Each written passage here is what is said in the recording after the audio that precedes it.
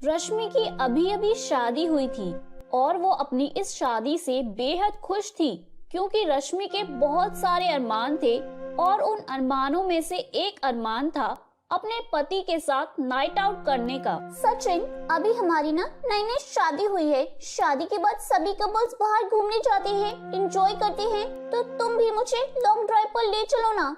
क्यों ना आज हम नाइट आउट करें? रश्मि, थोड़ा सोच समझ कर बोलो। अब तुम शादीशुदा हो और इस घर की बहू हो। पर मैंने ऐसा क्या गलत कह दिया?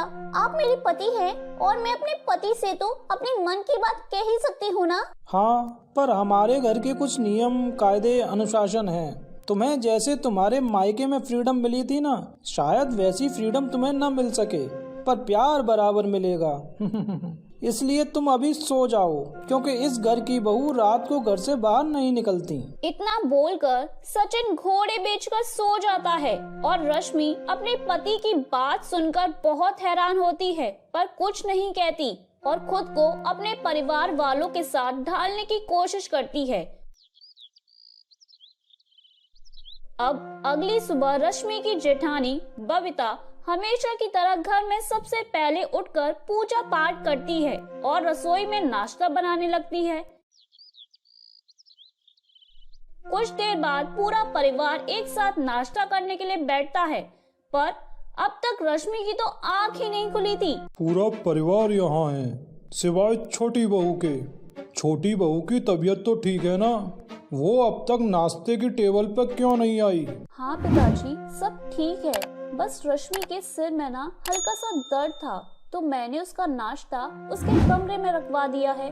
आप फिक्र मत कीजिए, कल से आपको रश्मि परिवार वालों के साथ ही नजर आएगी। बड़ी बहू, अभी तुम्हारी सास घर पर नहीं है, इसलिए तुम्हें ही घर की जिम्मेदारी उठानी होगी और छोटी बहू को इस घर के तौर तरीके बता देना। चलो सब नाश्ता करो। इतना बोलकर सब जैसे ही नाश्ता करने के लिए बैठते हैं, तभी वहाँ रश्मि अंगड़ाई लेती हुई आती है और सभी घर वालों को नाश्ता करते देख उनसे कहती है, ओह, अरे आप लोग इतनी जल्दी उठ गए और नाश्ते के लिए भी बैठ गए। अभी तो सिर्फ 7 ही बजे हैं और मुझे किसी ने बताया भी नहीं। वो तो अच्छा हुआ कि आज मेरी आँख ना जल्दी खुल गई। खैर कोई बात नहीं, आप सब लोग नाश्ता कर ही रहे हैं तो मैं भी बैठ जाती हूँ। बड़ी बहू, ये सब क्या है? तुम तो कह रही थी कि छोटी बहू के सर में दर्द है और तुमने उसका नाश्ता उसके कमरे में रख दिया है, पर बहू तो नींद से अभी उठकर आ रही है। और छोटी बहू, तुम इस घर की बहू हो, तुम्हारी भी कुछ जिम्मेदारियां हैं। बड़ी बहू को देखो कैसे सभ्य कपड़े पहने हुए हैं, और एक तुम देखो, कोई शर्म लिहाज ही नहीं है। माफ करना ससुर जी, मुझे यहाँ के तौर तरीके नहीं पता, पर आइंदा से आपको ना कोई शिकायत नहीं मिलेगी। मैं भी तैयार होकर आती हूँ। बेचारी रश्मि को अभी अपने ससुराल आए हुए कुछ ही दिन होते हैं कि वो अपने ससुर से डांट खा लेती है, जिसके बाद उसका पूरा दिन मनहूस की तरह गुजरता है।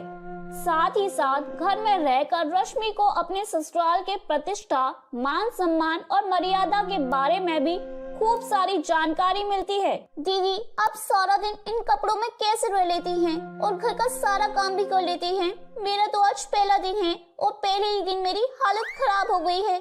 आज ना मुझे अपने मायके की बहुत याद सता रही है। शादी के बाद ही लड़कियों को अपने मायके की कदर होती है, और ये घर तो ऐसा है कि जिसमें बेचारी बहू को खुलकर सांस लेने की भी इजाजत नहीं है। इस घर की औरतें अकेले घर से बाहर नहीं जा सकती। अपने पति के साथ कहीं जाना हो तो घर वालों से इजाजत लेनी पड़ती है। हर समय साड़ी में घूमो और घर के काम करो। किसी से ऊंची आवाज में बात तक नहीं कर सकते। यहाँ तक कि आस पड़ोस के लोगों से भी बात करना मना है। अगर हमें किसी के साथ बात करते हुए देख लिया तो हमसे ही सवाल किए जाएंगे। क्या इस घर में बहू के ऊपर इतनी सारी पाबंदियां हैं? आखिर ऐसा क्यों? क्या हम इंसान नहीं हैं?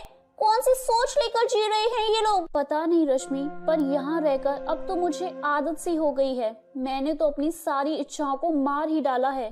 अच्छा होगा कि तुम भी समय के साथ खुद को बदल लो। बबीता रश्मि को अपने ससुराल के नियम, कायदे, कानून समझाकर अपने कमरे में चली जाती है और बेचारी रश्मि चाह कर भी कुछ नहीं कर सकती थी।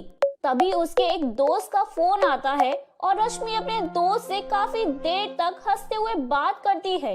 ये सब उसका ससुर दीनदयाल देख लेता है। बहू, इतनी रात को तुम इतनी देर से फोन पर किसी से बात कर रही हो। हम देख रहे हैं कि पिछले आधे घंटे से किसी लड़के से शायद बात कर रही हो फोन पर। लड़के से इतना हंसकर कौन बात करता है? ससुर जी, आप नाराज मत होइए। जिससे मैं बात कर रही थी ना, वो मेरे स्कूल का दोस्त है। हम दोनों ने एक साथ अपनी पढ़ाई पूरी की है और सचिन जानता है मेरे दोस्त को। मुझे फर्क नहीं पड़ता कि सचिन तुम्हारे किसी दोस्त को जानता है या नहीं। ये मेरे घर की मान मर्यादा की बात है और मेरे घर की बहू किसी गैर मर्द से बात करे, ये हम कभी बर्दाश्त नहीं कर सकते। इसलिए तुम्हारे लिए भी यही अच्छा होगा कि तुम मेरी प्रतिष्ठा को ये मिट्टी में न मिलाओ। और आइंदा से अगर मैंने तुम्हें कभी भी किसी भी लड़के से बात करते हुए देख लिया तो मैं तुम्हें इस घर में रहने की इजाजत नहीं दूंगा। दीनदयाल की बातें सुनकर रश्मि अपने गुस्से को रोक नहीं पाती और वो अपने ससुराल की किसी भी प्रतिष्ठा मान सम्मान की परवाह नहीं करते हुए अपने ससुर से ही लड़ पड़ती है। बस बहुत हो गया। जब से मैं इस घर में आई हूँ तब से मुझे इस घर के प्रतिष्ठा मान सम्मान के बारे में ही बताया जा रहा है। आपने तो इस घर को बिल्कुल गुरुकुल बनाकर रख दिया है। इस घर के नियम कायदे कानून वर्षों से चले आ रहे हैं, पर अब आपको अपने नियम और कानून बदलने होंगे क्योंकि अब समय बदल चुका है। बहू, तुम्हारी हिम्मत कैसे हुई हमसे ऊंची आवाज में बात करने की? तुम इसका परिणाम नहीं जानती। हम तुम्हें अपने बेटे से चाहे तो अभी अलग कर सकते हैं। और कर भी कह सकते हैं आप, पर अब आप मेरी बात सुन लीजिए। अब से इस घर के नियम कायदे कानून सब बदलेंगे। हम भी इंसान हैं, हमें भी खुलकर जीने का अधिकार है और मैं भी देखती हूँ मुझे सचिन से अलग कौन करता है। रश्मि अपने ससुर की एक भी नहीं सुनती और अपने ससुर को चुनौती देकर वहाँ से चली जाती है। अब इसी तरह से समय गुजरता है और रश्मि हमेशा अपने ससुर के फैसलों के आगे चट्टान की तरह खड़ी हो जाती है। ऐसे ही एक दिन, बड़ी बहू, छोटी बहू के साथ रहकर तुम्हारा भी दिमाग खराब हो गया है क्या? तुम्हारे भी पंख निकल आए हैं? तुम्हें लगता है कि वो बेशरम लड़की इस घर में रह रही है तो तुम भी रह लोगी? माफ करिएगा बाबूजी, जिंदगी में पहली बार आपसे सवाल कर रही हूँ, पर आज मैं जानना चाहती हूँ कि आप मुझ पर क्यों गुस्सा कर रहे हैं। तो देवरानी का जादू चल ही गया। इसके साथ रहकर तुम भी हमसे सवाल करने लगी। ठीक है, अगर तुम जानना चाहती हो कि मैं तुमसे क्यों नाराज हूँ तो सुनो, मुझे तुम्हारा छोटी बहू के साथ रहना पसंद नहीं है। तुम उससे अलग रहो और अगर उससे अलग नहीं रह सकती हो तो मेरे बेटे से अलग हो जाओ।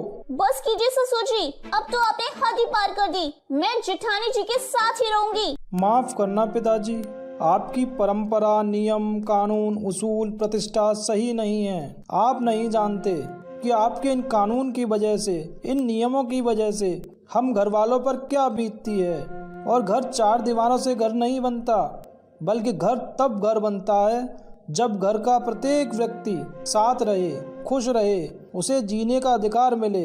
पर आपने हमें वो अधिकार दिया ही नहीं।